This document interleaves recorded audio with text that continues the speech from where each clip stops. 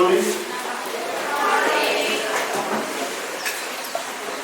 केरल के महामहिम राज्यपाल श्री हरीश राम साहब, सामाजिक रूप से अहमदाबाद के जागरूक नागरिकों, आप सभी को सुप्रभात। इस पवित्र स्थान पर उपस्थित आप सभी महानुभावों का बहुत बहुत स्वागत। साबरमती आश्रम प्रिजर्वेशन एंड मेंटेनेंस ट्रस्ट की ओर से मैं महामहिम राज्यपाल श्री हरीश राम साहब का स्वागत करते हुए अपार प्रसन्नता का अनुभव करता हूँ,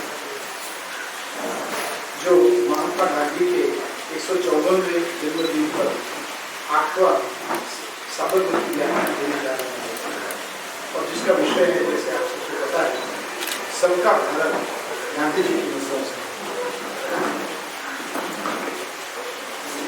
मुझे बापू यहाँ सन 1917 से 1920 तक लगभग 13 वर्ष तक रहे थे, लेकिन वास्तव में लगभग 1000 दिन ही रहे, जबकि बाकी के 3000 से ज्यादा दिन उन मुश्किल दिनों में वो या तो जेल में रहे या पूर्व से पश्चिम और उत्तर से दक्षिण भारत का दौरा करते रहे। चंपारण की तरह अन्य कई स्थानों पर भारत के लोगों को अभय बनाने, भाईचारे के लिए प्रोत्साहित करने, अस्पृश्यता जैसी सामाजिक बुराइयों को दूर करने के संदेश को प्रसार करने, सत्य और अहिंसा के प्रयोग द्वारा अवरोधना तथा प्रतिरोध करने का संदेश दे रहे हैं। इतिहास में, मानव इतिहास में इससे पहले कभी ऐसा नहीं हुआ था।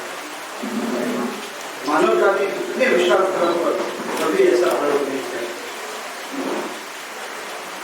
आज 8वां साबरमती व्याख्यान है। हमने इसे व्याख्यान श्रेणी 2016 के नवंबर मास में प्रोफेसर गोपाल गुरु के साथ शुरू किया था, जिसका विषय था doctor Ambedkar and Gandhi first step. बाद के 2 व्याख्यान 2018 में डॉक्टर मान लिंडे और डॉक्टर रानी बाम द्वारा गांधी जी और स्वच्छता की देखभाल और महिलाओं के स्वरूप में। डॉक्टर वंदना शिवा ने 2019 की शुरुआत में भारत की पारिस्थितिकी और अर्थव्यवस्था को फिर से जीवन करने के लिए स्वराज की जरूरत पर बात की। उसी वर्ष यानी 2019 में एक वर्ष के अंत तक डॉक्टर प्रोफेसर सुजाता बोस ने महात्मा और नेताजी एक विशिष्ट संबंध पर बहुत ही सुधराई की बात की। इसी वर्ष की शुरुआत में 2022 की शुरुआत में गांधी निर्माण दिवस पर डॉक्टर लक्ष्मणी नंदन जी गांधी और व्यू फ्रॉम द फील्ड पर एक साल व्याख्यान दिया। महामहिम राज्यपाल श्री हरीश राम साहब एक सम्मानित सार्वजनिक व्यक्ति के रूप से व्यापक रूप से जाने जाते हैं। शायद ही उनके किसी परिचय की आवश्यकता है, फिर भी मैं बहुत संक्षेप में उनका परिचय दूंगा। आप सबकी तरफ से तरह ही मैं भी इस विषय पर उनकी बातें सुनने को अत्यंत उत्सुक हूँ। हरीश साहब का जन्म नवंबर 1951 में बुलंदशहर में हुआ था। उनकी शिक्षा जामिया मिलिया स्कूल दिल्ली, अलीगढ़ मुस्लिम विश्वविद्यालय अलीगढ़ तथा शिया कॉलेज लखनऊ विश्वविद्यालय में हुई। सार्वजनिक जीवन में उनका पदार्पण एक छात्र नेता के रूप में हुआ। 1971-73 के दौरान पहले मानद सचिव और तत्पश्चात अलीगढ़ मुस्लिम यूनिवर्सिटी छात्र संघ के अध्यक्ष भी रहे। 26 साल की उम्र में वे 1977 में यूपी विधानसभा, उत्तर प्रदेश विधानसभा के सदस्य बने। जैसे आप तो जानते होंगे कि एमएलए बनने के लिए पात्रता आयु 25 साल की है और वो 26 साल में एमएलए थे। 29 साल की उम्र में उन्होंने 1980 में कानपुर में लोकसभा में प्रवेश किया और फिर 1984 में बधाई से चुने गए। 1986 में उन्होंने प्रसिद्ध शाहबानो मामले में केंद्रीय मंत्रिमंडल से इस्तीफा दे दिया। मैं मानता हूँ कि सांप्रदायिक इतिहास में कई मायनों में यह एक मील का पत्थर और एक महत्वपूर्ण मोड़ था, एक milestone in A turning point. Khan साहब 1989 में लोकसभा के लिए फिर से चुने गए और नागरिक उड्डयन और ऊर्जा मंत्रालय के केंद्रीय मंत्री के रूप में कार्य करते रहे। उन्होंने फिर से 19 1958 में 1998 में बहराइच का प्रतिनिधित्व करते हुए लोकसभा में प्रवेश किया।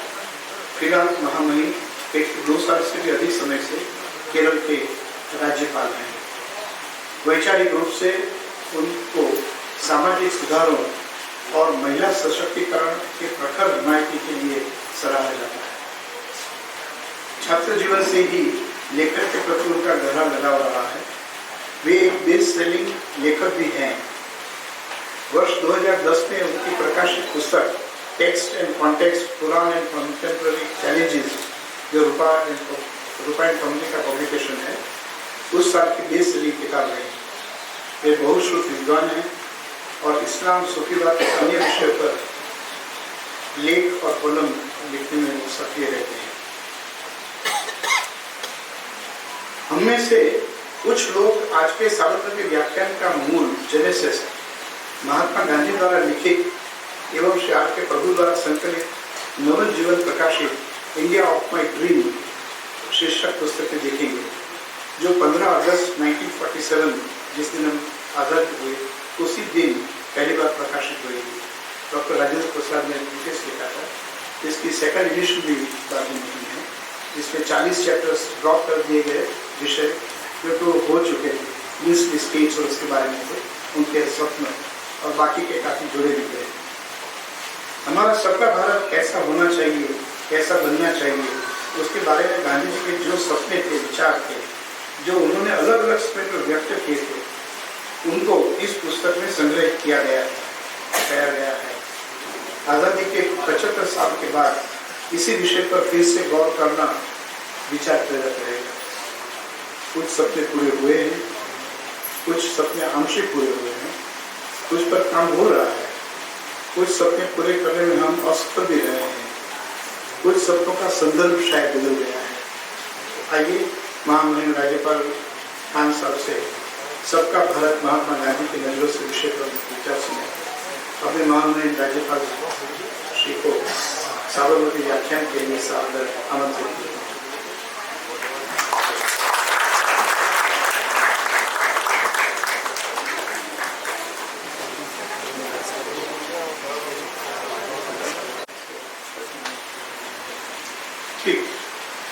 श्रद्धेय अमृत भाई मोदी, सेक्रेटरी साबरमती आश्रम preservation and memorial trust, Shri Atul Pandya director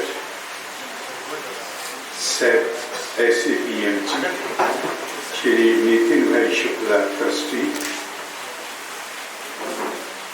हमारे यहाँ केरला में कहते हैं सहोदरी सहोदरन मारे, बहनों और भाई, आप सबको बहुत प्रणाम। आप में से मेरे ख्याल से ज्यादातर लोग सुबह थे या कुछ ऐसे भी लोग हैं जो नहीं, काफी लोग हैं। हम आजादी के 75 वर्ष पूरे कर चुके और माननीय प्रधानमंत्री जी की घोषणा के अनुसार अगले 25 वर्ष हमारा अमृत काल, और अमृत काल को की जो कल्पना की गई है वो इस तरह कि हम महात्मा गांधी उनसे पहले, उनके साथ, उनके बाद हमारे स्वतंत्रता सेनानी जिनके नाम इतिहास की पुस्तकों में सुरक्षित हैं, वो स्वतंत्रता सेनानी जिनके नाम भी हम नहीं जानते, क्या चीज उन्हें प्रेरणा दे रही थी कि उन्होंने बड़ी से बड़ी कुर्बानी त्याग करने में कोई हिचक नहीं की। हमारी जिम्मेदारी है कि हम जानने का प्रयास करें कि वो किस लिए, क्या सपने देख रहे थे और किन सपनों के लिए वो ये सारी त्याग, तपस्या, परिवार को छोड़ा। मैं आपको ये भूल जाऊं तो याद दिला दीजिएगा, एक अपना निजी अनुभव सुनाऊंगा। हम उस पर गौर करें, उसको समझने की कोशिश करें, और 75वें साल से जब हम अपनी शताब्दी पूरी करें आजादी की, तो हम संतोष के साथ कह सकें उस वक्त जो लोग हैं कि हम उनके सपनों को साकार करने की दिशा में आगे बढ़े हैं, और इस तरह बढ़े हैं कि महसूस किया जा सकता है कि हम आगे बढ़े। मंजिल तो इंसान के जीवन में, चूंकि यहाँ नौजवान लोग ज्यादा हैं इसलिए मैं खास तौर से कहूँगा कि फाइनल मंजिल तो कभी आती नहीं। जब आप अपना लक्ष्य प्राप्त कर लें तो फौरन नया लक्ष्य स्थापित कर लीजिए।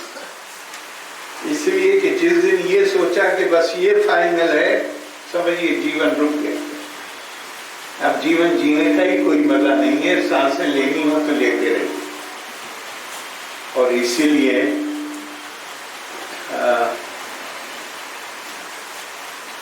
इससे पहले कि मैं विषय पर आऊं, स्वामी विवेकानंद का एक उदाहरण देना चाहूंगा। उन्होंने कहा जीवन का उद्देश्य क्या है? सुखी जीवन बिताना, pursuit of happiness. If pursuit of happiness is the summum and bonum of your life, then what prevents you or me from making others unhappy in order to secure our happiness? अपने आप को सुखी बनाने के लिए अगर वही अंतिम लक्ष्य है, तो फिर किसी को अगर हम दुखी करें तो कोई आश्चर्य नहीं होना चाहिए। तो कहते हैं जीवन का उद्देश्य केवल सुख की प्राप्ति नहीं, जीवन का उद्देश्य है विद्या अर्जन, एक्विजिशन ऑफ नॉलेज, तपा स्वाध्याय निरतम, ever devoted to the study, acquisition of knowledge. और उसका नॉलेज का क्या उद्देश्य है? ज्ञान का उद्देश्य क्या है? ज्ञान का उद्देश्य है वो सच्चा सुख प्राप्त करना। ज्ञान से सच्चा सुख आता है। कैसे? स्वामी विवेकानंद के शब्दों में, when you are able to develop the capability to find unity amidst diversity, जब आप बहुधा में एकता का तार तलाश करने में कामयाब हो गए, वो विद्या का उद्देश्य। कितना ही भी आपको दूसरा व्यक्ति आपसे अलग लगे, जब आपके पास विद्या आ जाएगी तो फिर आप थोड़ी देर में जानेंगे कि ये जितनी विभिन्नता है, विविधता है, और संस्कृत का शब्द है इसके लिए बहुधा, ये सब ऊपरी है। आंतरिक तौर पे हम एक दूसरे से बंधे हुए हैं। इसको और जरा बारीक से बताने के लिए, भगवान राम अगले दिन सुबह को वन जा रहे हैं। 14 साल बिताने वन में। राशि परिवार में पले बढ़े दोनों भाई और भगवान राम की पत्नी अब जंगल में जा रहे हैं, जहां कुटिया बना के रखना होगा, जहां कोई खाना पकाने वाला नहीं होगा। शायद ये सोचकर लक्ष्मण जी ने अपना, जिसे कहते हैं, बैलेंस खो दिया, गुस्से में आ गए और उन्होंने अपने पिता के लिए ऐसे शब्दों का प्रयोग किया, उनको जिम्मेदार माना अपनी समस्याओं के लिए, इस संकट के लिए जो परिवार पे आ पड़ा था, और पिता के लिए वो शब्द कहे जो पुत्र को कभी कहने नहीं चाहिए। भगवान राम शांति से सुनते रहे। और जब वो अपना पूरा गुस्सा निकाल चुके तो उन्होंने 2 लाइनों में जवाब दे दिया, कहो विद्या बुद्धिर विद्या सा तथा ना हम देहश्ची दात्मेत बुद्धि विद्यते बनते। तुम्हारा सारा गुस्सा और परेशानी ये है कि जब हम वन में रहेंगे तो हमें परेशानियों का सामना करना पड़ेगा।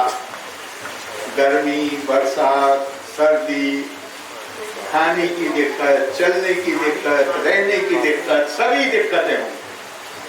और फिर कहते हैं ये जो परेशानियां हैं इनका आभास शरीर करता है, आत्मा नहीं करती है। तुम शरीर नहीं हो, ये तुम अविद्या का शिकार हो, इसलिए तुम समझ रहे हो कि ये परेशानियां आएंगी, लेकिन तुम शरीर नहीं हो, तुम चैतन्य आत्मा हो। और वो चैतन्य आत्मा जो है वो न पैदा होती है न मरती है, न उसे पानी भिगो सकता है न उसे आग लगाई जा सकती। वो पैदा नहीं हुई और मरेगी नहीं।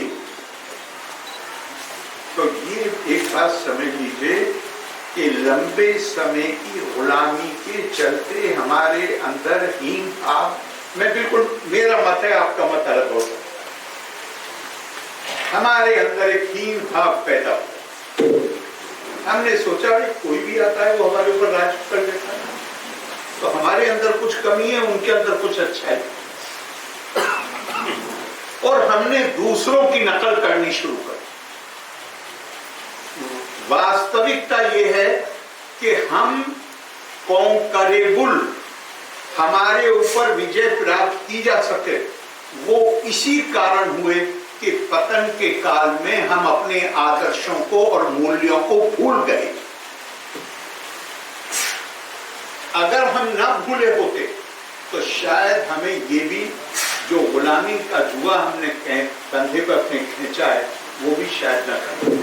मुझे ये प्रश्न इतना परेशान करता था कि भारत को दुनिया में ज्ञान का केंद्र माना जाता था, और भारत में जो आया वही जहां चाहा कब्जा करके बैठ गया।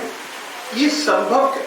इसमें ये मत समझिएगा कि मैं क्रिटिकल कह रहा हूं, मैं ऑब्जेक्टिव एकेडमिक स्टडी के तौर पर कह रहा हूं। ये संभव कैसे हुआ उस सोसाइटी में जिसको ज्ञान का केंद्र माना जाता था? 11वीं 12वीं सदी में अभी यूरोप में रिनेसां टेक ऑफ नहीं किया, लेकिन बौद्धिक कार्यकलाप उस वक्त दुनिया में सबसे ज्यादा बगदाद में हो रहे। वहां पे, और उसकी शुरुआत हुई भारतीय किताबों के अनुवाद के साथ, जिसमें सबसे प्रमुख किताब थी सूर्य सिद्धांत। उसके साथ शुरुआत हुई। जो उन्होंने इंस्टीट्यूशन बनाया था उसका नाम था बैतुल हिकमा, हाउस ऑफ विजडम। उसे कोई लोग यूनिवर्सिटी लिखते हैं, कोई लोग ब्यूरो ऑफ ट्रांसलेशन लिखते हैं, हाउस ऑफ नॉलेज लिखते हैं। फिर बाद को उन्होंने ग्रीक किताबों का ट्रांसलेशन किया। तो 12वीं शताब्दी में कम से कम 6 बड़े अरब हिस्टोरियन हैं जिन्होंने दुनिया का इतिहास लिखा, और आप इनमें से किसी को भी पढ़ लीजिए, थोड़ा बहुत शब्दों का फर्क है। वो कहते हैं कि दुनिया में 5 सभ्यताएं हैं। ईरानी सभ्यता अपने वैभव के लिए जानी जाती है, रोम की सभ्यता अपनी सुंदरता के लिए जानी जाती है, तुर्क अपनी बहादुरी के लिए जाने जाते हैं, चीन के लोग, चीन की सभ्यता अपने कौशल और राजाओं के प्रति आज्ञाकारी एटीट्यूड उसके लिए जाने। कहते हैं भारत अकेली सभ्यता है जो ज्ञान और प्रज्ञा के संवर्धन के लिए जानी जाती है। और ये केवल हिस्टोरियंस ने नहीं कहा है। आपने वो एक गीत है, वो सुना होगा,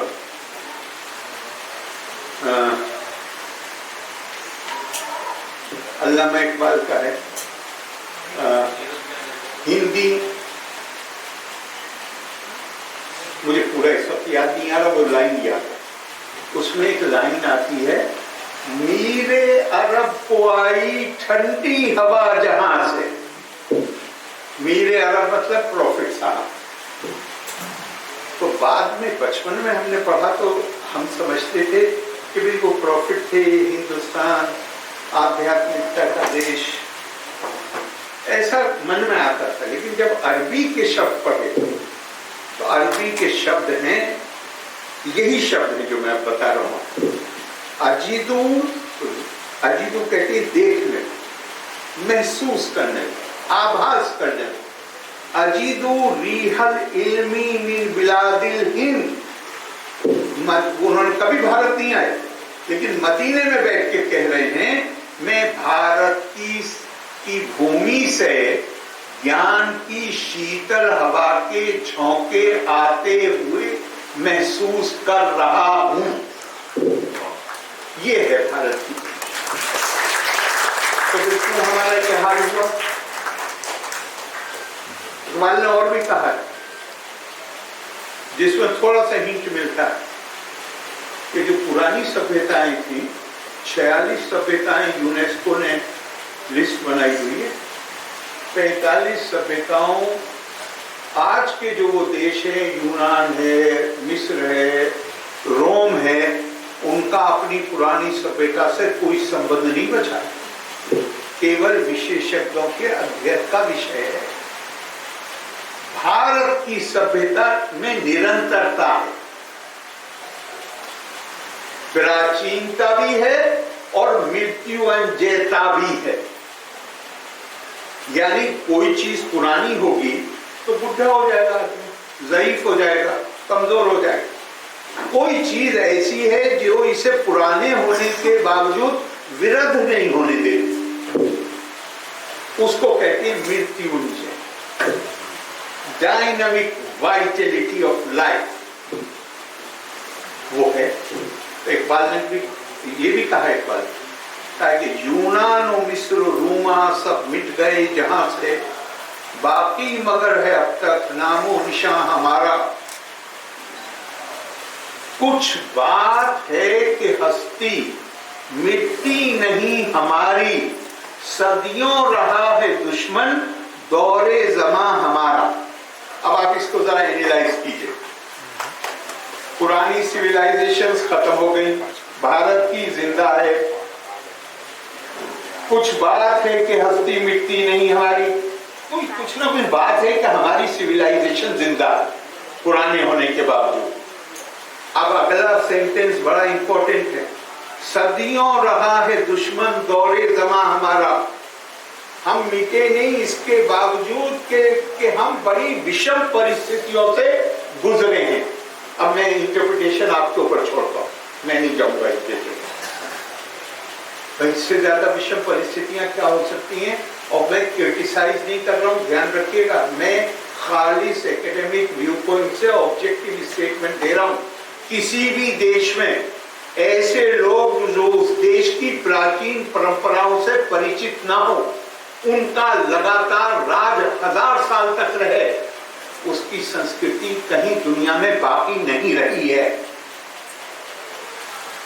भारत का जू का तो लिंक है। तो इकबाल ने ये तो बता दिया कि ये ऑब्जेक्टिव स्टेटमेंट है, लेकिन वो कुछ बात क्या है वो नहीं पता। गुरुदेव ने इशारा किया, गुरुदेव रविंद्रनाथ, उन्होंने कहा, शायद मैंने कोट किया या नहीं मुझे याद नहीं आ रहा, गुरुदेव ने कहा, आई love India not because I believe in I cultivate the idolatry of geography, not because I have had the good fortune to be born in her soil, but because India has through tumultuous times, Iqbal कहते हैं, दौर दुश्मन रहा है, दौरे जमा हमारा, मतलब हमने सदियों रहा है दुश्मन, तो for centuries we have lived under adverse circumstances. Gurudev उसके लिए शब्द प्रयोग करते हैं ट्यूमल्चुअस टाइम्स, विषमतम परिस्थितियां। तो कहते हैं I love India because India has been able to save through tumultuous times the illuminating words which issued from the living words which issued from the illuminating consciousness of our children। भारतीयों की चैतन्य, भारत के बच्चों की चैतन्य प्रज्ञा, उससे जो शब्द निकले उनको सजो भारत विषम परिस्थितियों के बावजूद उनकी सुरक्षा करने में कामयाब रहा। इसलिए मैं भारत से प्रेम करता हूं, इसलिए नहीं कि मैं पैदा हूं, इसलिए नहीं कि मेरे लिए ये अकेले कोई मूर्ति का रूप, बल्कि यहां से भी क्या संदेश निकला? ज्ञान, ज्ञान का महत्व। तो जब ये सारा ज्ञान था तो हमारा इतनी बुरी दशा क्यों हुई? हमारी बुरी दशा, उसका जवाब मिलता है। मैं यही सब क्यों कह रहा हूं, सबके भारत से इसका क्या ताल्लुक है वो मैं इसके बाद बताऊंगा। उसका जवाब मिलता है हमें, और मैं खास तौर से नौजवानों से कहूंगा, महात्मा गांधी को पढ़ना, अपने जीवन का हिस्सा बनाए। स्वामी विवेकानंद को पढ़ना, अपने जीवन की दिनचर्या का हिस्सा बनाए। ये इतनी स्ट्रॉन्ग माध्यम है जो आपको आपकी प्राचीन आदर्शों और मूल्यों से परिचित कराते। अब इसी में स्वामी रंगनाथ नंद का भी नाम है, जो रामाकिशन मिशन के मुखिया थे 10 साल से ज्यादा समय। मैंने हाई स्कूल के बाद ये प्रश्न लगातार पूछा और मुझे कभी ऐसा उत्तर नहीं मिला जो मुझे संतोष दे सके कि हमारा ये हश्र क्यों हुआ जब हम ज्ञान का केंद्र। ज्ञान ही तो शक्ति है।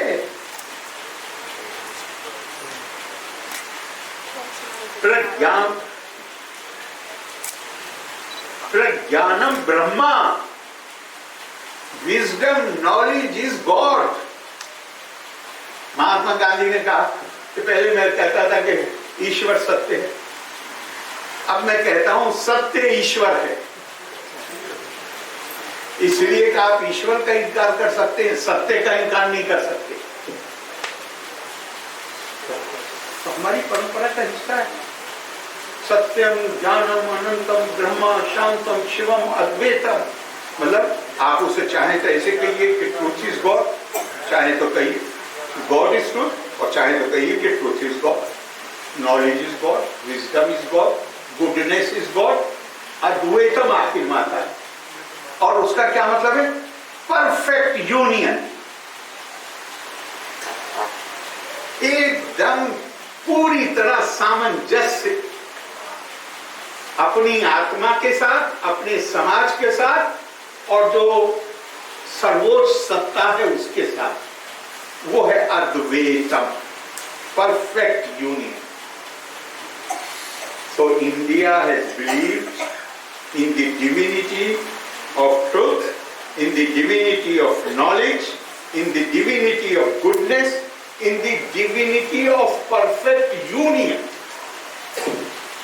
Highest Indian ideal according to Sanatan values is integration of personality, which makes individual reconcile with his own self, with his fellow beings, and with the Supreme Spirit.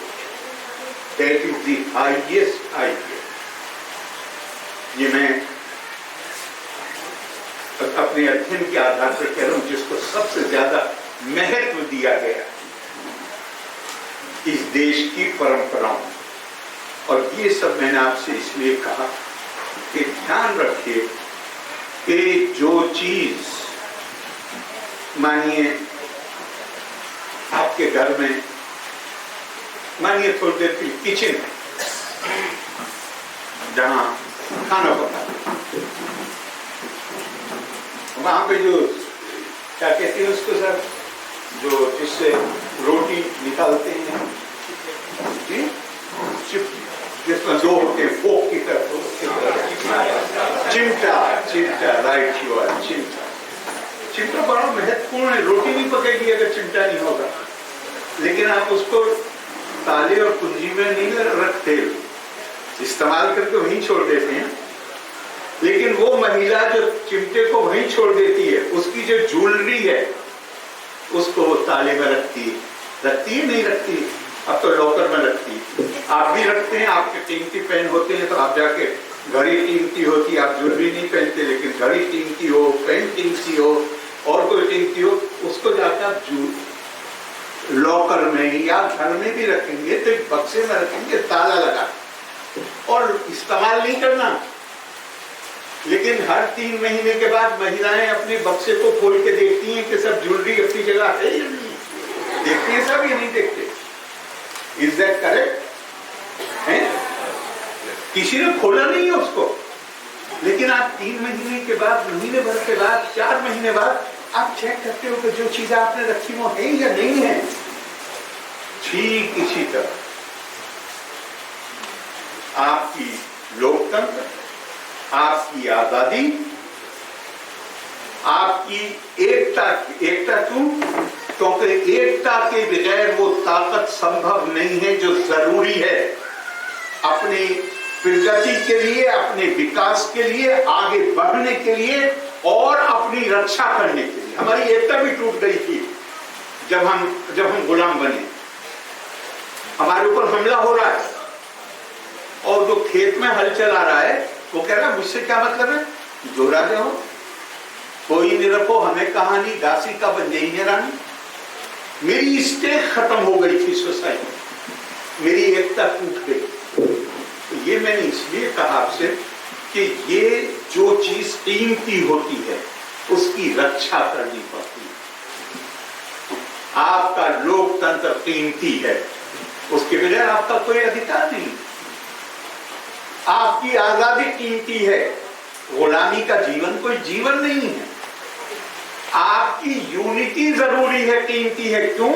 उसके बगैर आप आगे नहीं बढ़ सकते।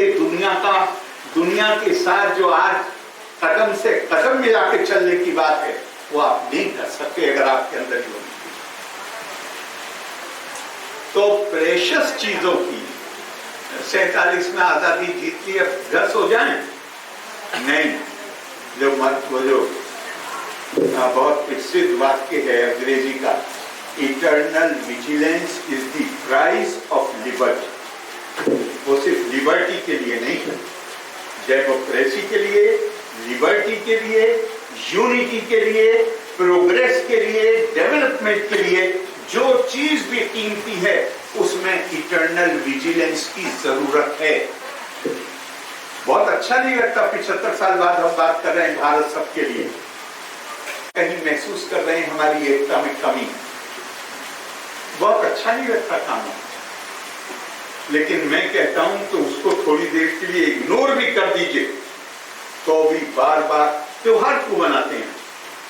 भाई हर साल रावण को जलाते हैं या नहीं जलाते? तो मकसद कोई कागज के बने हुए रावण को जलाना नहीं, मकसद है अपनी रावणी प्रवृत्तियों की तरफ ध्यान करके उनको नियंत्रित करना। लेकिन इंसान को याद दिलाने की जरूरत पड़ती है हमेशा, वरना वो भूल जाता है। अपने 50 चीजें हैं जो हमारी अटेंशन को डाइवर्ट करती है। तो महात्मा गांधी भारत, अब यहाँ पर एक और बात कहती हूँ उससे पहले उसके फाइनली बताऊं कि ये कैसे लेंगे। इंसान अकेला नहीं रह सकता, उसे समाज की जरूरत। क्यों जरूरत है? कि समाज से एकता पैदा होती है। अब से मानिए जब प्रगति और विकास की कल्पना नहीं आई थी तो भी एकता जरूरी थी। काहे के लिए? अपनी सुरक्षा के लिए। आज तो उससे ज्यादा आवश्यक है, केवल सुरक्षा के लिए नहीं बल्कि आगे बढ़ने के लिए। आधुनिकता की दौड़ में आप अफोर्ड नहीं कर सकते कि आप पीछे रह जाएं। ये पॉसिबल नहीं। तो अब ये इसके लिए क्या आधार किया गया? पूरी दुनिया में कहीं कहा गया हमारी तुम्हारी खाल का रंग एक है, मतलब we belong to the same race, इसलिए हमारी एकता। कहा कि मैं और आप एक भाषा बोलते हैं, हम एकता, फिर जो ताकत पैदा होगी उससे अपनी रक्षा करेंगे। कहा एक फेथ ट्रेडिशन, मैं अंग्रेजी का लफ्ज जानबूझ के इस्तेमाल कर रहा हूँ क्योंकि हमारे यहाँ बहुत गलती करी है, धर्म को रिलीजन बनाया, धर्म रिलीजन को नहीं कहते। कुंती ने जब पांडव छोड़ने के लिए जा रहे थे, ये जा रहे थे वानप्रस्थ में, धृतराष्ट्र की पत्नी कुंती और संजय और भी एक दो लोग थे। तो जब कुंती ने वापस किया पांडवों को, तो क्या शानदार बात थी, निर्मत सुवा पुरुषरेश भीम सिया विधि सहा धर्मेते ध्यातम बुद्धि मन सते महदस्तु च। अब तुम लौट के जाओ, हमारे साथ मत आओ, हमें तो बन जाना है और तुम्हें राजपाट संभालना है, और राजपाट संभालने के लिए धर्मेते ध्यातम बुद्धि, your mind should be established in righteousness. ये नहीं कहा कि युधिष्ठिर जाकर पूजा पाठ करो, यहां धर्म का मतलब है राइटियसनेस, सदाचार। धर्मेते ध्यातम बुद्धि मन सते महदस्तु च, और तुम्हारा मन जो है वो विशाल होना चाहिए, जिसमें सबके लिए जगह। अगर मैं ये कहूं तो ये अतिशयोक्ति नहीं होगी कि ये दुनिया की अकेली संस्कृति है। अगर रेस, रिलीजन और रेस, लैंग्वेज को हटा भी दीजिए, तो भी दुनिया की संस्कृतियों ने रिलीजन के आधार पे भेदभाव किया है। मैं जजमेंट में नहीं बैठा हूं, हर एक को अपना तरीका इख्तियार करने का अधिकार, मैं किसी को क्रिटिसाइज नहीं कर रहा, लेकिन भारतीय संस्कृति ने क्या खूबसूरत बात की, पाषंड नैगम श्रेणी पूगा विराग गुणादिशु संरक्षेत संयम राजा दुर्गे जनपदे तथा। चाहे पाषंड, पाषंड उसको कहते हैं जो वेदों को नकारे, मजाक बनाए, नैगम जो वेदों को माने, या कोई भी राज्य में कोई भी हो, राजा का ये धर्म है, यहां पे धर्म, राजा का ये धर्म है कि वो सबको समान रूप से सुरक्षा प्रदान करे। ये भारतीय संस्कृति की विशेषता। तो फिर मैं वहीं लौट के आता हूं, फिर हमारा ये हश्र क्यों हुआ?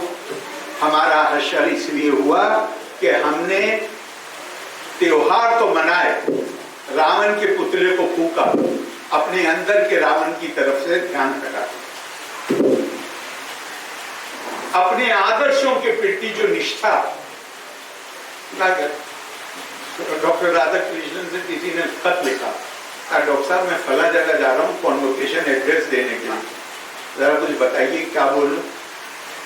उन्होंने कहा भाई मेरे अभी तक के जीवन में मुझे इससे ज्यादा पावरफुल कॉन्वोकेशन एड्रेस मिला नहीं है, और वो मैं खुद बोलता हूँ और तुम्हारे साथ शेयर कर रहा हूँ। उनका सबसे पावरफुल कॉन्वोकेशन एड्रेस, चूंकि वहां नौजवानों को से बात करनी है, या सबसे पावरफुल कॉन्वोकेशन एड्रेस है सत्यम वद धर्मम च। इससे ज्यादा पावरफुल कोई है नहीं। जिसको सत्य समझते हो और बोलते हो उसके अनुसार आचरण करो। महात्मा गांधी महात्मा हैं, राजनीति के आदमी की महात्मा बनते हैं, ये क्यों है एक्सेप्शन? अपनी छोटी सी भी गलती, बड़ी तो छोड़िए, छोटी भी गलती होती थी सबके सामने स्वीकारने को तैयार रहते थे और अपने आप को दुरुस्त करने को तैयार रहते। जो बात कह रहे हो, जो बात को तुम कहते हो, वो तुम्हारा आचरण उसके अनुसार होना चाहिए। इसी में ही और वो कब होता है? महात्मा गांधी अपनी गलती को स्वीकार करते थे, मैं क्यों नहीं करता? क्योंकि महात्मा गांधी अहम की परतों के नीचे दबे हुए भ्रम को, अहम की एक एक परत को खुरच के हटाने में कामयाब हो गए थे, और उससे उनका भ्रम ऊपर आ गया। मेरे ऊपर ब्रह्म जो अहम है वो इतना हावी है कि मैं ब्रह्म को सत्य को ऊपर आने, अगर गलती करूं भी मुझे पता है गलती कर रहा हूं, स्वीकार करने को तैयार नहीं हूं। क्यों? क्योंकि मेरा ब्रह्म अहम की परतों के नीचे दबा, तब और किसी चीज को नहीं कहते, तब इसी को कहते हैं कि जहां आप इस अहम की परतों को एक एक कर, ये जल्दी में नहीं होता है ये काम, ये और सुन लीजिएगा, बहुत लंबा प्रोसेस। तो एकता और एकता केवल अपने गांव की, अपने प्रदेश की, अपने देश की नहीं, मानव एकता। और मानव एकता के लिए नहीं, आपको मालूम है 150 साल पहले तक दुनिया में भारत के अलावा मानते थे कि महिलाओं में आत्मा नहीं होती, काले लोगों में आत्मा नहीं होती, पेड़ पौधे में नहीं होती, जानवर में नहीं होती। क्यों? अगर आत्मा नहीं है, जिसमें आत्मा नहीं है, उसका मैं अगर कंज्यूमर बनूं, मैं उसका शोषण करूं तो वो जायज। तो सिर्फ 150-200 साल पहले हमने अपना लोकतंत्र शुरू किया यूनिवर्सल फ्रेंचाइज के साथ। अमेरिका में कितने साल हुए महिलाओं को वोटिंग राइट मिले हुए? यूरोप में हमारे बाद भारत ने न केवल पुरुष महिला, इसी के this civilization does not view a person in terms of the variable and alienable fact characteristics like your birth, your community, your caste, any factor which is associated with your birth. Rather, Indian culture views a person in terms of the inalienable and invariable characteristic, that is आत्मा। आत्मा समान रूप से है, जो आत्मा आपके अंदर है वही आत्मा मेरे। यस्तु सर्वाणि भूतानि आत्मन्ये वानु पश्यति सर्वभूतेषु चात्मानं ततो न विजुगुप्स्य। मतलब जिस किसी ने अपने माइंड को, अपने आप को ये समझाने में, ट्रेनिंग देने में कामयाब हो गया कि एक ही आत्मा है जो सब में निवास करती है, फिर वो व्यक्ति कभी दूसरे के पैर पर पैर रख ही नहीं सकता। इसीलिए मैं तो अपने आप को पैर रखूंगा और दो दे रहा हूं, कम दे रहा हूं। ये ऐसी संस्कृति है जिसमें देवता भी कर्मों के जो कॉन्सिक्वेंसेस हैं, जो परिणाम है, उससे फ्री नहीं। ये सिर्फ रावण को बदलना है, अवतार की जो अवधारणा है, अगर आप इसको थोड़ा विस्तार से पढ़ेंगे तो पता चलेगा कि रावण और कुंभकर्ण या कंस और शिशुपाल या हिरण्यकश्यप और उसका दूसरा क्या नाम मुझे याद नहीं आ रहा, ये बुनियादी तौर पे जय और विजय थे जो भगवान विष्णु के दरबार थे। इनको शराब दिया गया, ये रोने लगे, हमारी क्या खता थी, हमें तो मना किया गया था कि अंदर मत आने देना। सनत कुमार ने दे दिया शराब, तो भगवान ने कहा भैया मैं शराब तो खत्म कर नहीं सकता, मैं भी जन्म लूंगा और तुम्हें मुक्ति दिलाऊंगा। इसीलिए हमारे यहाँ ईविल का कंसेप्ट नहीं, विपरीत भक्ति का कंसेप्ट है। जो गाली दे उसे भी अपना भक्त मानो। याद कर रहा है ना आपको, क्या फर्क पड़ता है? विपरीत भक्ति इतनी समावेशी संस्कृति है, दुश्मन को भी कह रही। लंका में रावण के मारने के बाद रावण की जो डेड बॉडी थी उसके साथ क्या किया जीतने वाले ने, बताएं? ये मिसाल कहीं मिलती है? सम्मान, आदर। क्यों? क्योंकि वो शरीर उस पवित्र आत्मा का वाहक था जो इसलिए उसका अनादर नहीं करना। तो हम तो यूनिटी का कंसेप्ट हमारा इतना मजबूत है। और मैंने आपको पहले कहा, मैं 1982 में पहली बार मैंने कुछ पढ़ा और मैं बिल्कुल मोहित हो गया। और मुझे पता चला कि उसी में मैंने पढ़ा, 4 वॉल्यूम है स्वामी रंगनाथानंद के लिखे। 1981 की बात है, मैं 1 साल पहले पार्लियामेंट में आया, उससे पहले 3 साल विधायक था उत्तर प्रदेश। तो मैं अगले दिन भारतीय विद्या भवन गया, 4 वॉल्यूम लेकर आया। पढ़ने के बाद जिज्ञासा पैदा हुई स्वामी विवेकानंद को पढ़ने की। तो मैंने कहा स्वामी रंगनाथानंद तो वही कह रहे हैं जो स्वामी विवेकानंद ने कहा है, उसको नए तरीके से समझा रहे हैं। फिर कई सालों के बाद शंकर को पढ़ा, जिन्हें हम शंकराचार्य कहते हैं। बहुत कम उम्र में, जैसे स्वामी विवेकानंद का देहांत हो गया, उनका भी बहुत कम उम्र, मगर वो काफी समय के बाद, उसमें 7-8 साल का समय या 10 साल का। स्वामी विवेकानंद को जब बिल्कुल मेरा पैशन बन गए थे स्वामी विवेकानंद। जब शंकर को पढ़ा तो लगा कि स्वामी विवेकानंद तो सिर्फ इको कर रहे हैं शंकर को। इको को क्या कहेंगे गुजराती? पिट्टी ध्वनि जी, पड़गो सही, पिट्टी ध्वनि। तो लगा ना तो सिर्फ वो कर। आप उपनिषद पढ़ेंगे तो लगेगा शंकर पिट्टी ध्वनि है। हमारे बालों ने, किसी ने भी कभी ये दावा नहीं किया है कि ये मेरे थॉट, चाहे महात्मा गांधी से लेके शंकर तक, किसी ने नहीं कहा। ये सब इंटरप्रेटर्स हैं जो ओरिजिनल थॉट हैं, और ओरिजिनल थॉट वालों ने कभी दावा किया है कि ये मेरे नहीं। उन्होंने तो कहा कि हमने तो ये नैसर्गिक नेचर के लॉज हैं, हमने इनको डिस्कवर किया। उन्होंने कभी ये नहीं कहा कि हमने इन थॉट को पैदा किया। हमने, ये तो लॉज ऑफ नेचर हैं, हमने इनको डिस्कवर किया। इसीलिए भारत में कभी भी कॉपीराइट का कंसेप्ट नहीं। यहाँ सब किताबों का लेखक एक है, व्यास। अब वो एक व्यक्ति है या कंपाइलर अपने आप को व्यास कहता है, ये रिसर्च का विषय। और वो मैं समझता हूँ कुछ टाइम मैंने काफी ले लिया, और एकता क्यों इम्पोर्टेंट है वो भी बताया। लेकिन एक बहुत थोड़ी सी मजाक की बात है, लेकिन बिल्कुल शास्त्रों में लिखी हुई कि व्यास जी मुंह लटकाए हुए बैठे, बहुत परेशान। नारद जी आ गए, तो नारद जी ने कहा बहुत परेशान दिख रहे हो, क्या बात? उनका इतनी मेहनत करी, इतना टाइम लगाया, इतनी किताबें लिखी, ये आज की बात नहीं हो रही, कलयुग की, पहले की बात हो रही है। इतनी किताबें लिखी, कोई फायदा ही नहीं उठाता किताब। तो नारद ने कहा कि भैया ना कोई फायदा उठाता ना उठाएगा, जैसे परेशान मत हो, लेकिन जब आपने इतनी मेहनत करी है तो थोड़ी और करो। उन्होंने क्या?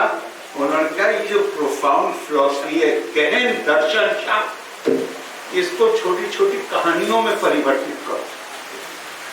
जब कहानियों में इसको परिवर्तित करोगे तो लोग पढ़ेंगे, और हो सकता है उससे फायदा हो। और हमारी किताबें बताती है कि उसके नतीजे में रामायण, महाभारत, पुराण, वो सब उसके नतीजे में अस्तित्व में आए। तो अपनी बात को कहने का तरीका भी कुछ ऐसा होना चाहिए कि जिससे हम, लोग समझते हैं ऐसा नहीं, लेकिन ध्यान बढ़ जाता है, उसको दोबारा ध्यान केंद्रित कर सकें। कि हम यहाँ पे बात कर रहे हैं इस आश्रम में, मैं कई दफा देखा है महात्मा गांधी अहिंसा, कैसे देश चलेगा अहिंसा के नाते? मतलब हम सब बंद कर देंगे मिलिट्री ट्रेनिंग, अहिंसा का वो मतलब नहीं। अहिंसा प्रतिष्ठायम तत्सन्निधो वैर त्यागा। अहिंसा कहते हैं वैर भाव को त्याग करने, फोर्स को यूज करने को, जायज कानूनी फोर्स को यूज करना अहिंसा का निषेध नहीं है। लेकिन जब आप हिंसा यूज करते, आपके मन में लोक संग्रह उद्देश्य होना चाहिए, उस व्यक्ति के प्रति कोई वैर भाव नहीं होना चाहिए।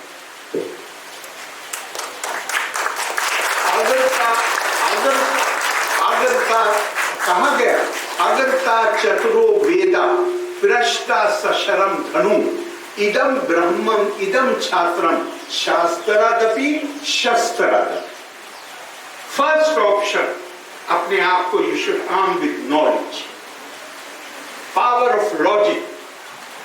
लेकिन हमारा इतिहास हमें यह बताता है कि सारे ज्ञान और पावर और लॉजिक के बावजूद अगर प्रष्टा सशरम धनु नहीं होगा, अगर आपके पास अपने जीवन शैली को, अपने आदर्शों को, अपने मूल्यों को पे जब हमला हो और आपके अंदर अपने को सुरक्षित करने की क्षमता नहीं होगी, तो आपके आदर्श भी संकट में आ जाएंगे। इसलिए पहला इस्तेमाल शास्त्र, soft power, power of logic. लेकिन अगर एग्रेसर फिर भी परसिस्ट करता है और वो पावर ऑफ लॉजिक की बजाय लॉजिक ऑफ पावर इस्तेमाल करता है, तो फिर आपके पास भी इतनी पावर होनी चाहिए कि आप अपनी सुरक्षा कर सकें। किसी को असुरक्षित करने के लिए नहीं, किसी पे हमला करने के लिए नहीं, वो भारत ने कभी नहीं किया। और इसीलिए आप देखिए कि हमारे पास जब हम परमाणु शक्ति बने, दुनिया को हमें लेके उतनी चिंता नहीं हुई। वो चाहते जरूर थे कि हम ना बने, लेकिन उन्हें ये कभी नहीं आया मन में कि हम उसका नाजायज इस्तेमाल कर सकते। क्योंकि भारत का वो इतिहास है, हम एक जिम्मेदार, हम एक प्राचीन संस्कृति, तो उसमें एकता के बगैर तो हम कोई भी चीज हासिल नहीं कर सकते। और महात्मा गांधी जो इतना बल देते थे, इसीलिए एकता पे देते थे। अब अगर आप लोग कुछ मुझसे कुछ कहना चाहें तो मैं मौजूद हूँ और मैं सुन। धन्यवाद, जय हिंद। आपकी एक निजी बात शेयर करने वाले थे, वो बोल रहे हैं एक निजी बात शेयर करने वाले थे, याद करा नहीं। शुरुआत में आपने कहा था, मैं बाद में बताऊंगा। हाँ, क्या किस वक्त कहा था? शुरुआत में 15-20 सेंटेंस आपने बोले थे उसमें। अच्छा, मुझे अभी याद आ जाएगा तो मैं बताता हूँ। कुछ सवाल स्पेसिफिक हो, ओपिनियन नहीं, लेकिन कोई सवाल हो विषय पर, या जो खान साहब ने जो बहुत ही वंदनीय भाषण दिया है उसके बारे में। एक माइक आतिश को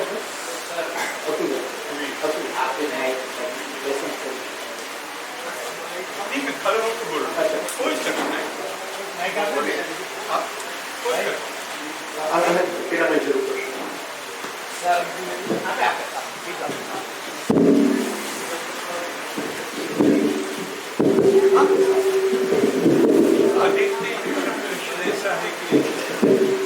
सर, आपने ज्ञान परंपरा की बात की हमारी, तो ये ज्ञान परंपरा और हमारे जो कौशल है, ये दोनों के बीच में मेल नहीं हुआ, इसलिए ये सब समस्याएं है। इसके बारे में आपका क्या कहना है? क्योंकि ज्ञान परंपरा की बहुत बात होती है, लेकिन जो कौशल है उसकी कभी बात नहीं होती। हाँ, नहीं, देखिए ऐसा है कि हमारी परंपरा के बारे बल्कि धर्म को परिभाषित किया गया है। अभ्युदय निश्रेयस्या,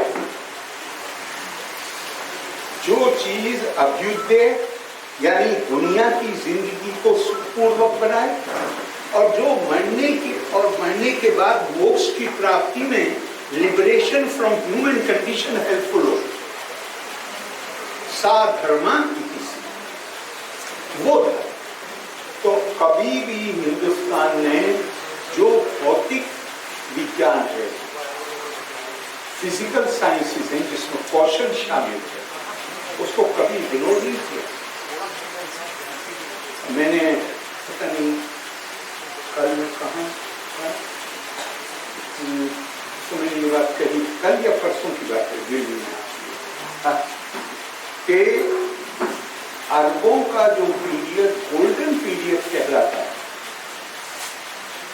जब उनकी मिलिट्री कॉन्क्वेस्ट हो चुकी थी और अब उनकी बौद्धिक गतिविधियां प्रारंभ हुई, और वो 200-250 साल बाद एक उन्होंने संस्था बनाई थी जिसका नाम था बैतुल हिकमा। बैतुल हिकमा कहते हैं हाउस ऑफ विजडम। उसकी शुरुआती जो हुई वो भारत से गए हुए एक श्रीमान जिनका नाम था कनक पंडित, वो 9 या 10 किताबें लेके गए थे जिसमें सूर्य सिद्धांत शामिल। और सूर्य सिद्धांत के जो कुछ हिस्से पढ़ के सुनाए गए मंसूर को, जो उस वक्त का रूलर था, वो इतना अभिभूत हुआ कि उसने फौरन कई लोगों को जो विद्वान थे उनको इनके साथ जोड़ा, उसको अरबी में ट्रांसलेट किया। और वो फिर स्पेन पहुंची किताब, फिर वो यूरोप की सब लैंग्वेज में ट्रांसलेट हुई और वहीं से बुनियाद बनी यूरोप की स्पेस स्टडी। बल्कि मैंने एक दो जगह ये भी कहा है, हमें पूरा अधिकार है कि हम जितना गर्व करें अपनी इस विरासत को वो कम, लेकिन साथ ही थोड़ी शर्म भी आती, थोड़ी नहीं काफी शर्म आती। वो शर्म ये आती है कि हमारी विरासत का इस्तेमाल दूसरों ने करके वो स्पेस में पहुंच गए और हम इतने में खुश हो रहे हैं कि एक शुरुआत हमारे यहां से हुई। तो इस पे शर्म आती। तो कौशल और विज्ञान, उसको कभी अनदेखा नहीं किया गया। आज भी आप देखिए पूरा यूरोप का, पूरी दुनिया 1 2 3 4 5 6 इसको क्या कहते हैं? Arabic numerals. अरब कभी नहीं कहते अरबिक न्यूमरल्स, वो कहते हैं Hind something which has come from India. तो इंजीनियर को भी मुहंदिस कहते हैं। तो भारत कभी इसमें नहीं था। हाँ, हमसे एक कमी हुई और वो कमी थी कि हम सरस्वती की उपासना करने वाले लोग थे और स्वामी रंगनाथ, ये मैं बताना चाह रहा था, अब याद आ गया। उसके ये प्रश्न मुझे परेशान करता है, इसका उत्तर कहाँ मिला? इसका उत्तर मिला विस्तार में स्वामी रंगनाथानंद के यहाँ और जरा थोड़ा उससे कम विस्तार में स्वामी विवेकानंद के। उन्होंने श्रीमद् भागवत को कोट किया, सरस्वती ज्ञान खल्व यथा सती, और कहते हैं कि हम जो मां सरस्वती के उपासक थे, उपनिषद में आता है, कृष्ण पूछो, मैंने भी कोट किया था, तपा स्वाध्याय निरतम ever devoted to the pursuit of study. तो कहा कि जरा और बताइए तप किसे कहते हैं? तो कहा तप कहते हैं स्वाध्याय प्लस फिर वचन। पहले ज्ञान अर्जित करो, फिर उस ज्ञान को दूसरों के साथ साझा करो। उनका हमने साझेदारी रोक दी। और फिर वो लिखते हैं कि practically from being worshippers of Saraswati we reduced ourselves into villains of Saraswati. हम सरस्वती के खलनायक बने and in the process we weakened our society. हमारा समाज कमजोर हो गया और कमजोर होने के बाद हमारा समाज जो हमें झेलना पड़ा वो सब जानते हैं, वो इतिहास।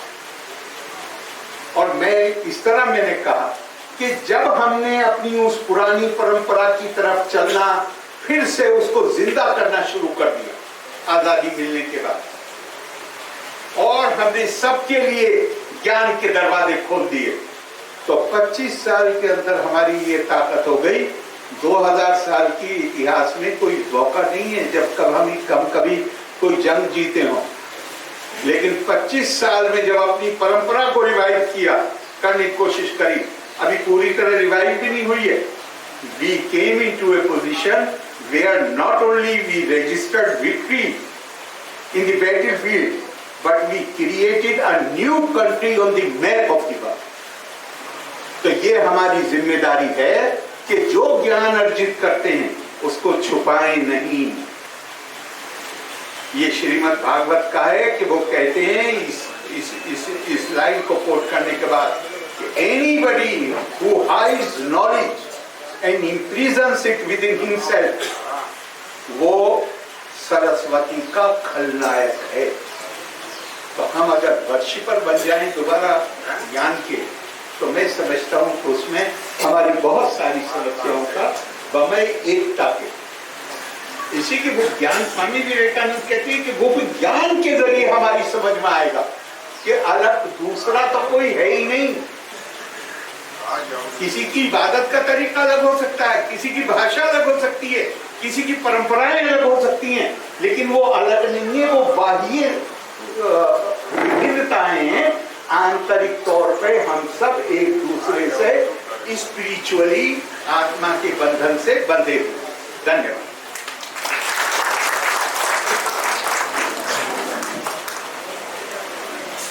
अभी शक्ति की आराधना का माहौल है, तो खान साहब ने हमको जो ज्ञान की जो शक्ति क्या होती है उसका एक बहुत परिचय करवाया। यहाँ उपस्थित सबके एकाग्रता और बॉडी लैंग्वेज देखते रहता था, उससे पता चलता कि लोग इसको सही में इंटरनलाइज कर रहे हैं। तो इतना पूरा इस दिन यहाँ आने का और साबरमती लेक्चर सीरीज के अंतर्गत ये विषय के पर इतना अच्छा प्रवचन देने के उधर हम खान साहब आपका धन्यवाद है। 2 अक्टूबर है इसलिए आप उपस्थित है, लेकिन आज नवरात्रि का दिन है, छुट्टी का दिन है, फिर भी इतनी संख्या में आप उपस्थित रहे। एक कहना मेरे को अभी उचित लगता है, यहाँ IAS ट्रेनिंग सेंटर पीपा से भी लोग आए हुए हैं, गुजरात विद्यापीठ के लोग और अध्यापक गण है, गुजरात यूनिवर्सिटी के जर्नलिज्म के स्टूडेंट वो भी है, और सही पूरे शहर के प्रबुद्ध नागरिक है। तो ये सही, और विनय मंदिर जो सुबह जो बहने थी वो भी है। तो सही माने में ये पब्लिक लेक्चर जिसको बोलते हैं ना, वो पब्लिक कन्वर्सेशन वो हुआ, और आप सब उस पर उपस्थित रहे और इस पे पार्टिसिपेट किए। आप सबका भी खूब खूब आभारी हूँ। हमारे आश्रम की तरफ से अमृत भाई को बोल रहा हूँ, खान साहब को अहमदाबाद गैलरी का जो पब्लिकेशन है वो दे, और उसके बाद हम ये कार्यक्रम पूर्ण जाहिर करते। खूब खूब धन्यवाद। Thank you very much.